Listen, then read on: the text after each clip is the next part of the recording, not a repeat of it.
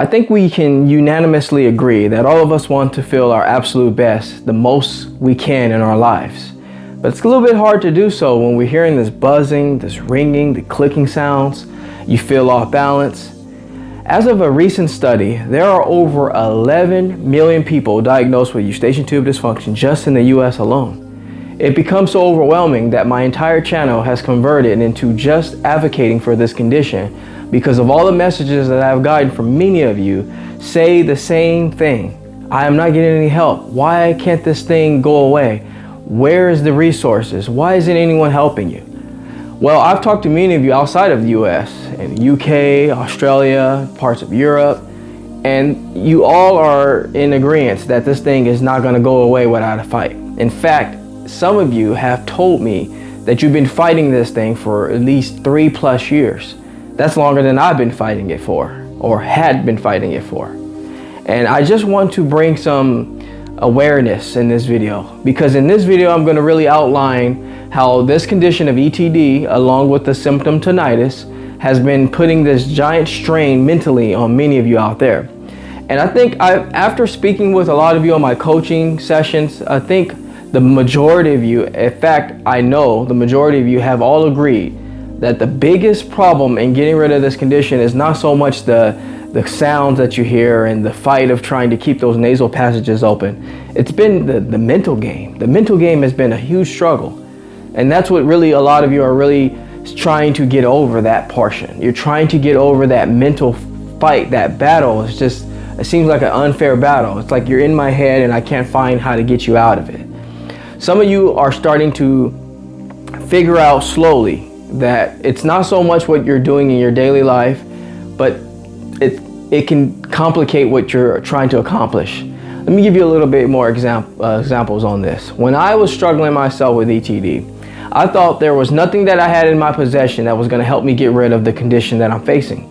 I almost thought that it had to be very complicated. Whatever it is I was dealing with, at the time I didn't completely know. It took me having to go to my explanation of benefits, had to go to my little diagnosis form and see this weird condition put on the form. And then when I looked at it, I said, what in the world is that? And why do I have that? And how did I get it? So I went home, like many of you probably are doing or going to do. And I went home and I started Googling. And I Googled the exact name, eustachian tube dysfunction. And I started reading about it. And as I read through it, I saw that it had a lot to do with allergies. And I didn't feel like I had that. I didn't think I had it at all, actually. And then as I started to read a little bit more, I saw that it had something to do with obviously blocked tubes in the ear. And I said, oh, okay, wonder how that happened.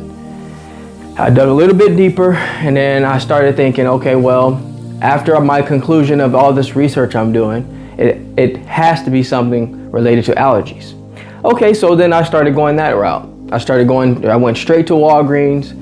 I went straight to CVS after that, because there were things in, first I went to Walgreens. They didn't have some of the nasal sprays and things that I thought I was going to try. So then I went to CVS to start looking around there. I left that store with a giant cart full of allergy related medications, of course, types of different, I had the neti pot. I had all these different types of like holistic things. I had no idea what I was doing. I had these sinus drainage pills and all these different things into this cart. And although these things have some remedy involved in it, some of them do have some benefits, it just doesn't settle the mental side of things, if that makes sense, when you have this giant cart full of stuff that you have to start incorporating into your day-to-day. I realized very quickly that as I began to go that route, I started to feel worse and worse. And I think a lot of you are in that position right now. The Googling is leading to some form of action plan that you're creating. And because of that action plan, you're going to go, if you're like me, you're going to do whatever it takes to get back to your normal self. And so once I filled my cart up and went home, I started trying to assess how was I going to incorporate all this stuff into my day-to-day without making myself feel overwhelmed about the whole thing. Nasal spray every 3 to 4 hours. One of the other, then I had some types of, like I said, I had some pills that were supposed to help with drainage. And then I had all these different types of, like, I had the neti pot. I had the kind of bottles that you had to like put the solution in and squeeze it into your nasal passages. Some could agree, I did do a lot, and probably too much. Actually, there's no doubt I did too much at first. But that's what you feel when you feel this anxiety. You feel this need to seek more, do more, find more, try more, because eventually I'm going to hit the stone, right? I'm going to finally throw that stone into the water and skip it along the lake. I'm going to finally do it after trying over and over, trying all these different things. Guess what that did? That ultimately led to me having multiple panic attack bouts. Why? Because after I purchased all these things and incorporated it into my schedule, I didn't really feel that much better. I felt worse. And when I felt worse, I felt like, okay, I thought I exhausted myself trying to gather all these different things, that now that I feel worse, it can't get better. My definition of getting better is gradually, like in steps, not get worse. When you try that hard and you get worse, it puts a strain on your mental health. It makes you think like there's no more of a ceiling now. I thought I was already halfway to the ceiling. Now I'm back down below the floor now. So how can I go from below the floor to the top of the ceiling in that stride? It's impossible, right? That's what my mind was telling me, negatively telling me. And you all are in this bubble of this anxiety that's caused by this condition, to think that whatever it is happening to you right now, it requires you to do some very erratic changes, make some very erratic decisions, and obtain some very unresearched products that may do absolutely nothing or may aid to more problems that you don't need. And this is where a lot of you are, somewhere in that median. You've done your research. I've coached many of you. Many of you show me this side of myself that I can remember, that you become so motivated. You get this sense of motivation, and I don't even want to know if it's motivation, but desperation. In times of desperation, the body can do wonders. The mind thinks quicker and faster, and your body has this unbelievable sense of like strength to not give up, and I got to figure this out and I got to do it. Some would say that's a great quality and a great asset to have. I would say the differ. I would beg to differ. I would say that maybe that's actually a way to erratically go in the wrong direction, which will ultimately, if it does not work, it's going to lead to a panic. And when you have that panic attack, it's going to scare you. And if there's no if, when you get through it, you're going to be more irritable about it, and you're going to be more cautious about everything else, because you're going to think it's going to come back again. And I think I want all of you to know that as you begin to have those panic attacks, that surprisingly you actually become more aware of what's triggering you, and you actually become stronger depending on how you face that again. Hopefully you find something beneficial out of it. But I just want everybody to know in this particular video, as I began to rant about all the things that happened, I want you all to know something very important here. You're not going to get the ultimate support that you probably need as you're going through this journey, because it's not that people aren't helpful, it's that they just simply do not understand, and they don't know where to begin. And they also see it as very minimal. So then when you put someone or some people, or in a situation of it being minimal versus the lack of understanding, it is a recipe of nothing, to be honest with you. Lack of understanding and minimizing the situation is one of the two worst things that you can combine together and hope that you get a good positive solution out of that. It's just not there. The substance isn't there to create something of value when everyone is either puzzled or they don't think it's a big deal. And I think a lot of you really hold on to those that you know of that understand the level of severity that this condition makes you feel. And my job, being a very big advocate in this arena, not just ETD, but in the ENT arena, because that is where I spent the most time shuffling myself in and out of the offices, trying to understand how do these people function. I was getting almost kicked out of these offices because I just didn't think they were doing enough for me. And although I didn't want to take time away from other struggling patients, I just felt like I needed a little bit more. I felt like I needed a little bit more guidance. And to be honest, my wallet was starting to get a little empty. And a lot of you are in this position right now, and you just need guidance. You need someone to support and understand what you're going through. It's not a matter of just curing the surface, curing it with nasal spray, massaging it all out. Those things are great at times. Well, not so much the nasal spray in my opinion, but the other stuff. But you need more than that. You need to do more than just that. You need to take care of this. You can take care of this. It's at the top for the reason. It's at the top of your body for a reason, because it's number one. And this video is to remind all of you, you got to take care of this first so the rest of this starts to benefit. Okay? That's how it works. The fruit is grown at the top of the tree. And we got to take care of the fruits of our labor, the fruit of our body, which is going to produce labor. The mind is constructing the rest of the body. You know, I want all of you to understand that if you're at this point where you feel like giving up, because I've talked to a lot of you that feel like giving up, I want you to know that if you can just put your mind into this state, this realm of belief, that it doesn't require a whole lot of you to get over this condition, and you can actually find things that you need where you are, and you can find what's useful with what you have. If you can just kind of like hold on to that little statement, I have what I need, and it doesn't require a lot of effort. Those two things should settle that anxiety down just a little bit. It should bring it down a little bit. Because I don't know about all of you, but when I have anxiety, it's usually because of things I do not have, do not know when I will have them, and a lot of things that I need to do in order to accomplish A, B, or C. That brings my anxiety up. But if you can remember that it doesn't require you to do a lot, you already have it, or most likely can get it easily, you will be in a good spot in order to heal this, so that way the rest of the body will start to benefit. And once you heal the mind, it's only a limited of time that the rest of the body will follow suit.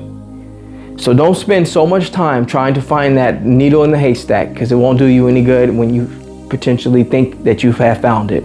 It's ultimately going to depend on you stacking days on top of days of things that are good for you, and ignoring that what is bad, filtering out what's nonsense, and doing that over a long period of time. You'll find that that is actually the remedy on how to get rid of this condition. A continuously stacked amount of good days in a row. So remember, my people, stop looking elsewhere for things. It's only going to make you feel more, it's going to make you feel more delinquent. It's going to make you feel more like, I need this, I need that. That's going to not help you feel better. It's going to help you feel like, what it's going to help you do is feel like you need to run around like a chicken with your head cut off. And that's just going to make your symptoms worse, because the anxiety is going to go up. Those cortisol levels are going to go up, and you're just going to feel worse. So the best thing to do is to do exactly what I tell you here. Stop looking elsewhere. You have it right here. That's why I always say, go back to the basics, because the basics is what's going to heal you in the end. It's going to help you feel better. It's going to put a bunch of days, good days in a row for you to feel better. So remember, my people, don't let the lack of resources stop you. Don't let that be the end all of how you prevail this condition. You're not going to get a lot of support out there in the world of the professional world out there, but you're going to get a lot of support here with your community. If it's not with my videos, it's going to be in maybe one of the Facebook community groups. It's going to be there. And ultimately what's going to happen is you're going to stack 5, 6, 7, 8, 9, 10, maybe 20 days in a row of good positive energy. As you stack those days together and you start to remedy those feelings of loss and defeat, and when is this going to be over, those questions of doubt. And as you stack those positive days together and you start to develop a habit out of those positive days, a habitual way of thinking, you'll realize that your body and your brain will start to put the positive side of this condition, of what you feel about it at least, in the default position. And as you begin to get into that form, you're going to level out. You're going to start manifesting nothing but good right now. The healing is going to be there. The healing will arrive. but you got to stack those days on top of each other. You got to do it consistently. All the good things that I've told you about on this channel, from remedies to exercises to just the way to simply think. If you put those days together, 20, some days, some people it's 20 days, some people it's 30 days, some people it's 60 days, some people it's a year. Whatever it is for you, and I hope and pray that it's not going to be a year for you. For me, it was a couple of years. But whatever your time frame is, do your absolute best to consistently put those good, positive days together. And as you do that, the brain will begin to put that perspective of you into the default position and eliminate and extract all the other stuff that's not doing you any good. All that small talk isn't doing you any good. It's not moving the needle. It's not putting you in a positive position. You'll begin to filter all of that out, and the brain will almost like the brain forgets what it felt. It literally forgets what it felt, and you start to now think of, okay, wow, I went through that. And you'll be surprised, even to this current day right now, I still forget some of the details of what I went through. I have to actually be doing that exact thing, something similar, or go by that exact place that I felt that exact symptom in order to retrieve what I felt at that exact time, in order for me to relive that position that I was in and what I felt at that time. It almost like all the struggles that I went through, it was all just to shape me who I am now. And I think a lot of you are in that zone of mind right now. You're being shaped for whatever reason with this condition in order to possibly help someone else. This condition doesn't just position you to be better later. It actually helps you. And it sounds odd to say that because you're watching this video thinking, I hate everything about what I feel right now. But you'd be surprised as you go through it, you become a healthier person. You become a person that wants to get involved with advocacy. Now, you may not want to advocate about this like I did, but you may want to advocate about like getting through hurdles and getting through things that have been troubling you for years. It doesn't really matter like what the exact like ingredient is of what was the problem, but this condition will make you want to be an advocate of some sort, help someone in something else, a struggle that they have. It's going to help your body actually do better. I never thought I'd be a person that was so health conscious, and I mean health conscious in a good way. I don't mean starving myself, but being very mindful about what I'm eating, how much I'm eating, and things like that I never had that before. I used to just eat just to get through whatever I'm doing and not really take into account all the criteria that comes with healthy eating. There's a lot involved that I obviously won't get into now. But this condition has shaped me to be healthier, to be more mindful of myself, and to really actually, you'd be surprised, it actually built this sense of like never give up inside of me, that now I apply this in many other facets of life now. Like I seriously have used the fact that I didn't give up with this problem I was facing in many different areas, where like in work, if I have a challenge, I don't give up. If I have a child that's hard to deal with, I don't give up. A child that's struggling with school, I don't give up. Like you realize you put the same ingredients into to a different pot in life, and you reuse what you've learned in something else. It's reusable. So think of it that way. Think of it as you're being shaped in a not so ideal way, but when you think of it like a lesson that you're going to get through eventually with time, you remedy yourself of the anxiety, because you know that once I'm done with this lesson, I'm done with this lesson. I move on to something else.